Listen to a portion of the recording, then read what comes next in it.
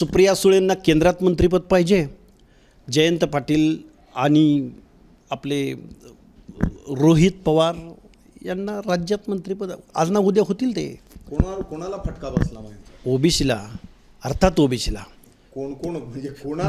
भरपूर आहेत. मग त्यामध्ये मग भाजपमधले गोपीचंदजी पडळकर असतील, इकडे छगनरावजी भुजबळ असतील. काय चूक होती छगनराव भुजबळांची? काय चूक होती पडळकरांची? त्यांच्या मताला निवडणुकीला सामोरं जात असताना अपिलिंग म्हणून त्या लोकांचा यूज करून घेत आहे. आणि प्रतिनिधित्व किंवा मंत्रिमंडळात स्थान द्यायची वेळ आली की तुम्ही रुसवे फुगवे काढताय. मग आता रोहित पवार आणि राम शिंदेचं ज्या टोकाचा वाद सुरू आहे हे असताना फडणवीस त्यांना मंत्रिपद देऊ देतील? हे बघा, विषय असा आहे तो शरदचंद्रजी पवार आणि अमित शहांचा आहे.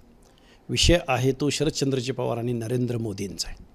त्यामुळं नरेंद्र मोदी आणि शरदचंद्रजी पवार, अमित शहा आणि शरदचंद्रजी पवार फुले शाहूंचं नाव घेत असले तरी शरदचंद्रजी पवार हे शहा आणि नरेंद्र मोदींचे कार्यकर्तेच आहेत. त्यामुळे त्यांनी कुठल्या आव आणण्याच्या भानगडी आणण्याच्या तर म्हणते ह्यांच्या दारात जाऊन उभं राहायचे अमित शहा शरद पवारांच्या. नरेंद्र मोदींना जामीन मिळवून द्यायला शरद पवारच होते, बाळासाहेबच होते. एक काळ होता तसा, पण अलीकडच्या 5-10 वर्षामध्ये कोण कोणाच्या दारात उभं राहिलं हे महाराष्ट्राला चांगलं माहिती आहे.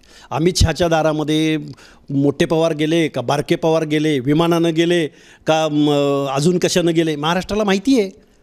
त्यामुळं त्या संजय राऊत साहेबांना म्हणावं, थोडंसं आत्मचिंतन करा.